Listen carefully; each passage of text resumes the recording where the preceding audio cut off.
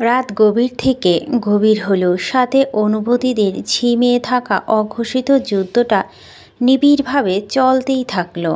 ঘড়ির কাঁটায় তখন সময় 1:47। চিত্রার ক্যাবিনের ভিতরে চিত্রাসহ আরও দুটো মানুষও নিস্তব্ধ হয়ে আছে।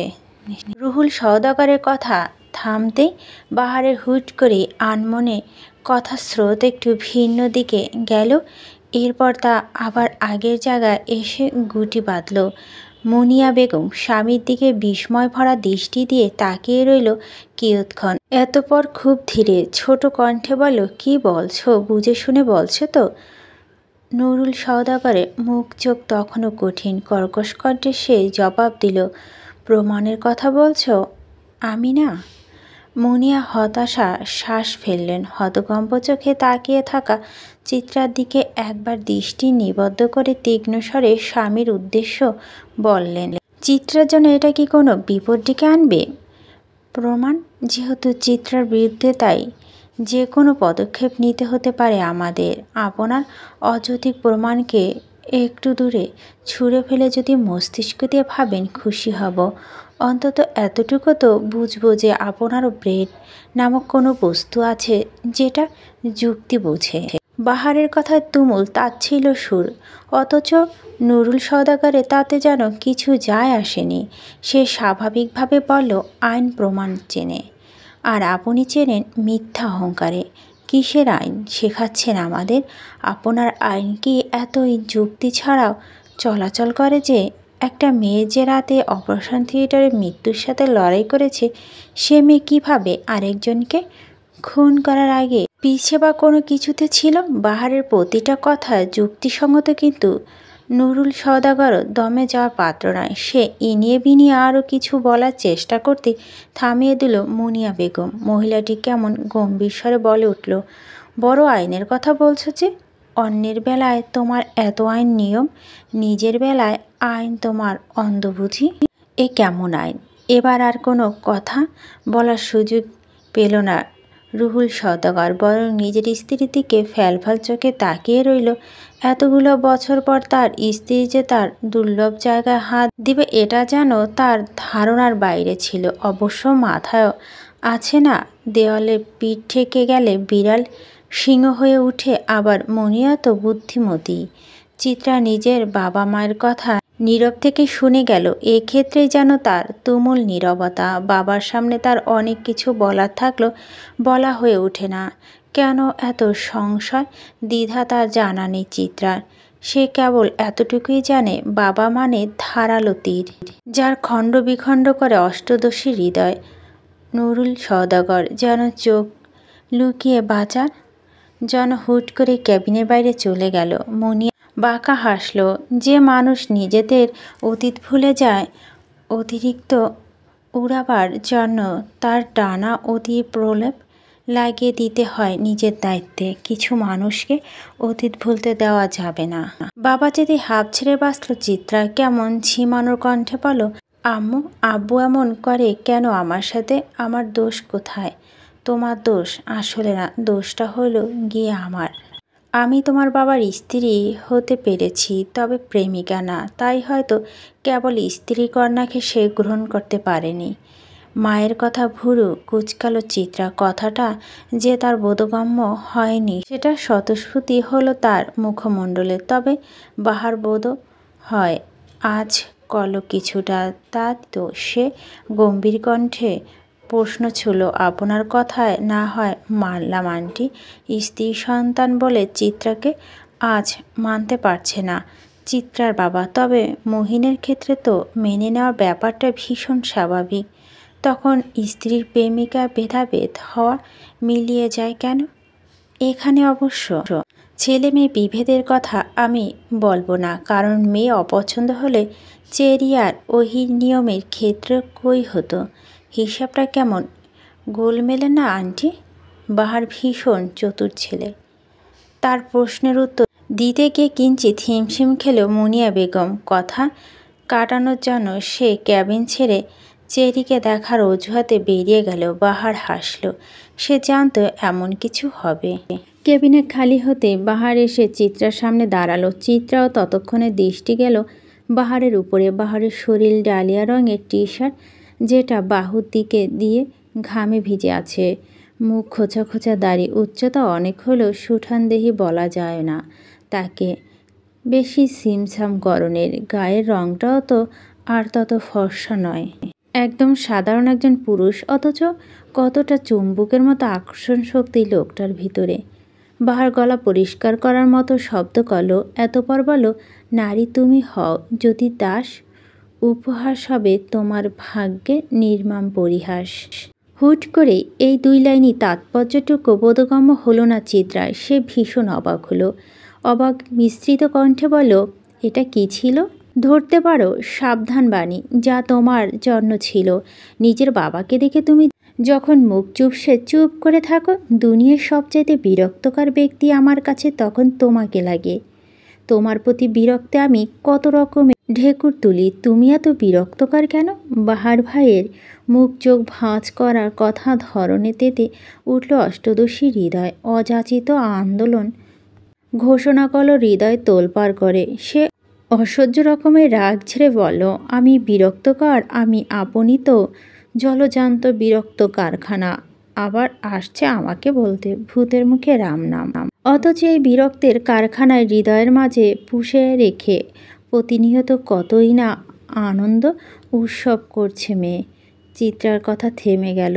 আকাশচুম্বী রাগ ফুরুত করে হাওয়ায় মিলিয়ে গেল। লোকটা উচিত সময় এত উচিত কথা বলে কিভাবে? অথচ চিত্রার ঝগড়ার সময় সঠিক কথাটা ভুলে যাওয়ার কারণের মাঝে মাঝে ঝগড়া হেরে গিয়ে কেঁদে ফেলে।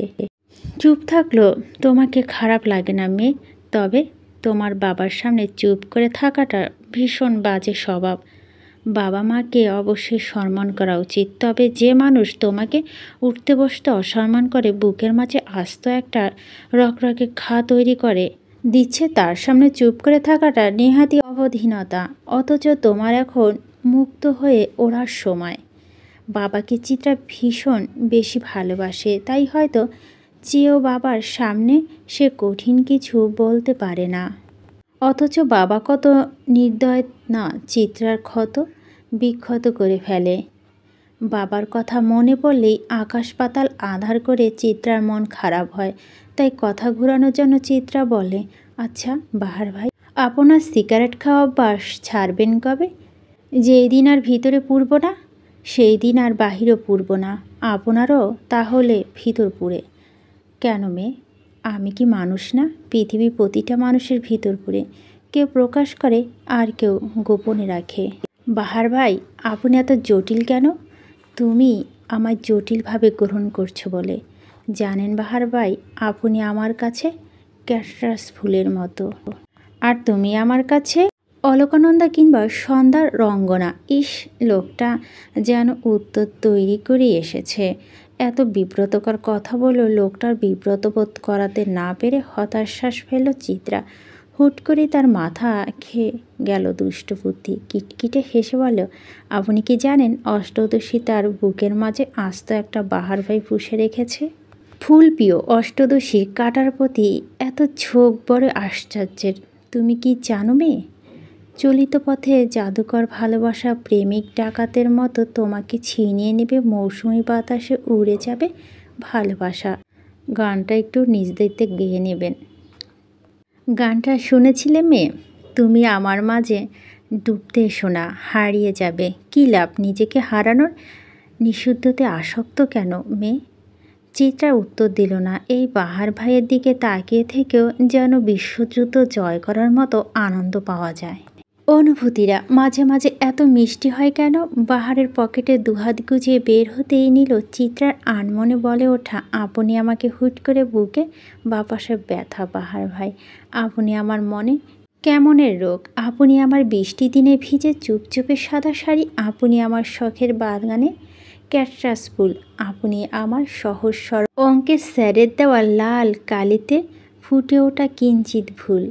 আপনি খুব খারাপ বহিঃপ্রকাশ, কিন্তু আপনি আমারই কেবল।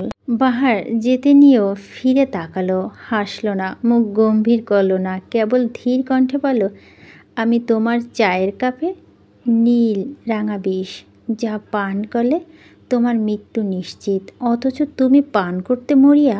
শুনো মেয়ে রঙ্গনা, প্রেম ভালো, তবে তোমার প্রেমিক না।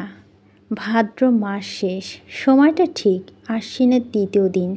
দীর্ঘ 9 দিন পর চিত্রা পা রাখল নিজের বাড়িতে। রোগা সোগা চোখ মুখ, শরীর শুকিয়ে গেছে, গায়ের রংটা কেমন হালকা মেটে রং ধরেছে। তবে এখন সে কিছুটা সুস্থ, স্বাভাবিকভাবে হাঁটা চলা করতে পারছে।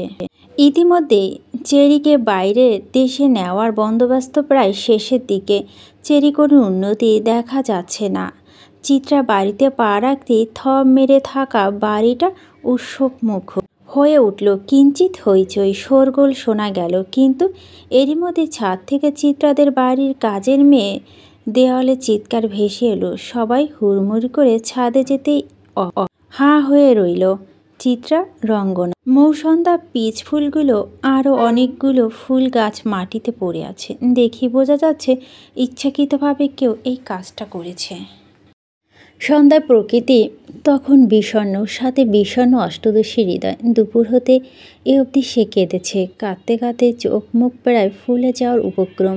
তার জীবনের সবচাইতে কোমল একটা অংশ হলো তার শখের বাগান, অথচ কেবল আজ না, প্রায় এই নিয়ে 2বার তার সাথে এই ঘটনা ঘটেছে। কে বা কারা এই কাজটা করে এটা বোধগম্য না কারোই। কেবল চোখ মেলে দেখতে হয় শখ বাগানের বিধ্বস্ততা। প্রথম যখন এরকম ঘটনা ঘটল তখন প্রকৃতির কেবল আষাঢ় মাস এসেছে। দিন রাত কেবল বর্ষণ ধারা আপন গতিতে ঝরে যায়।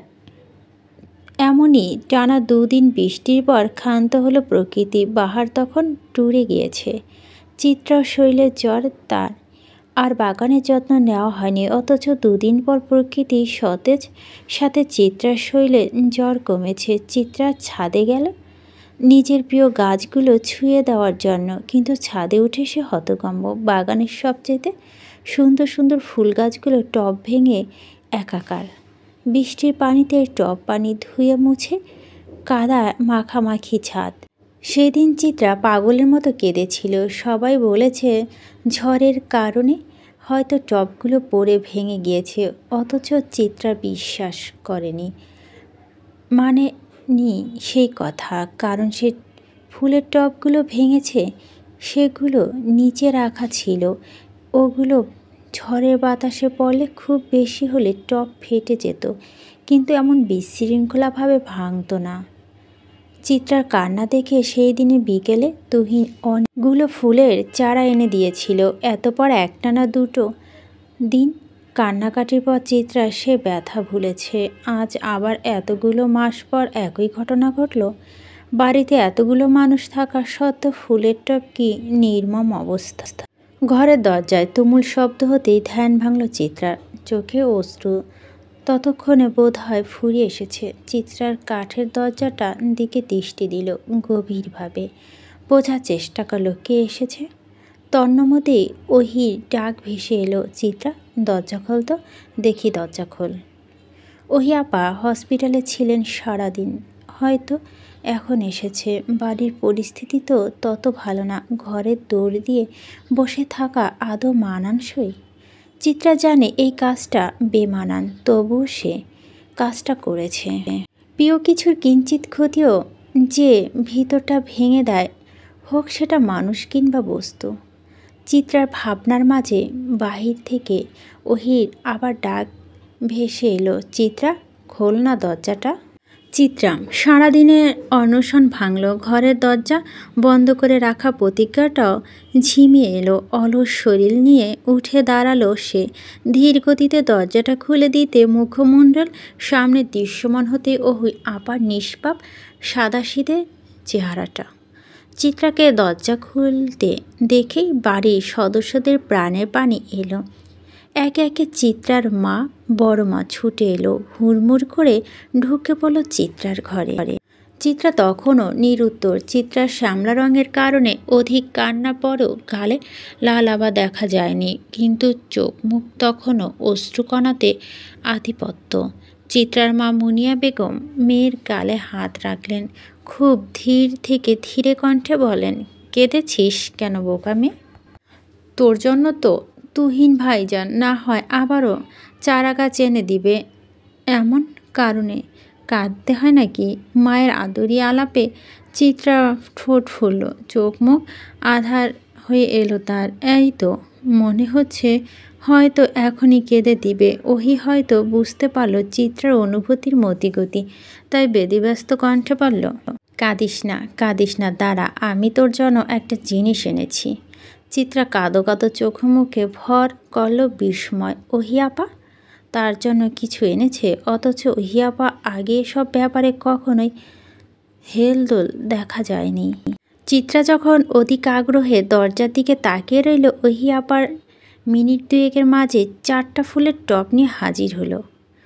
2টো টব দেয়ালের হাতে আর 2টো তার নিজের হাতে। চিত্রা ফ্যাল করে কেবল তাকিয়ে আছে। সে ঠিক বুঝতে পারছে না তার সাথে হচ্ছেটা কি। এতটুকু বয়সে কি তারও মতিভ্রম হচ্ছে? না হলেও ওহি আপার মতো মানুষ কিনা ফুলের টব এনে নিজের যেছে, তাও আবার চিত্রার জন্য। কেবল চিত্রা না, অবাক হলো উপস্থিত সবাই।